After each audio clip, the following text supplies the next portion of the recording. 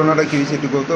ঘটনাটা স্যার আমার ভাইয়ে মানে প্রাইভেট একটা দোকানে থাকে, আইসে একটা বার্থডে প্রোগ্রাম থেকে হয়তো অল্প একটু ড্রিঙ্কস করছে। হ্যাঁ, তো এর বোতল বোতল একটা ছোটো রয়েছিল, এটা পকেট হয়ে রয়েছে। আমার গাড়িটা আমি আইসে আমি ধরছি, আমার বেবি বাচ্চা 9 মাসের। তো এই গাড়িটা রাখছে যে আমি তো গাড়ি ঠিক আছে, গাড়িটা কিনে ফালাই দিতাম। এটা কী গাড়ি আসলো আপনার? পর্তুগাল। আচ্ছা, ওই যে ফালাইছে হেরা নক করছে যে আদি এমপিটা বড় কিছু নেই আমি আর আমরা তো দুনিয়া কিতাবে এরপরে না হেয়ার সাইকেলটা পাম্প সাইডে দিচ্ছে হেরা সব মিললাম। হ্যাঁ, মানে বেসরকারি নিরাপত্তা কর্মী। বাইসাইকেলটা পাম্প সাইডে দিচ্ছে হের উপরে রাখবে।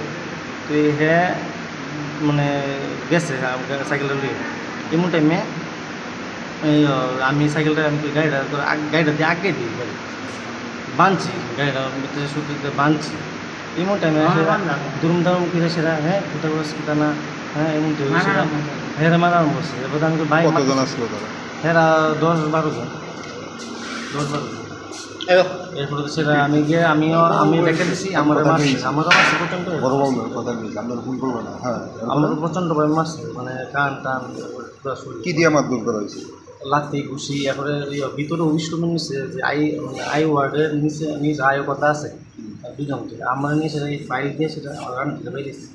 তা আপনার বাচ্চার কী কারণে ভর্তি করা হয়েছে? আমার বাচ্চা ওই মানে শ্বাসটি প্রবলেম হয়েছে সৌরভ ভর্তি করেছে। নাম কি আপনার? আমার নাম গৌতম চক্রবর্তী, বাড়ি কোন জায়গায়? ওয়েস্ট প্রতাপ, আর ওনার নাম কি যাদের মারতে? উদয় চক্রবর্তী। উনি কি বাড়ি কোন জায়গায়? উদয়ের নাম ভাই, আমার ভাই এই হতো যেটা তো ভাই এই বিষয়টা পুলিশে জানাইছেন? আমার স্যার পুলিশে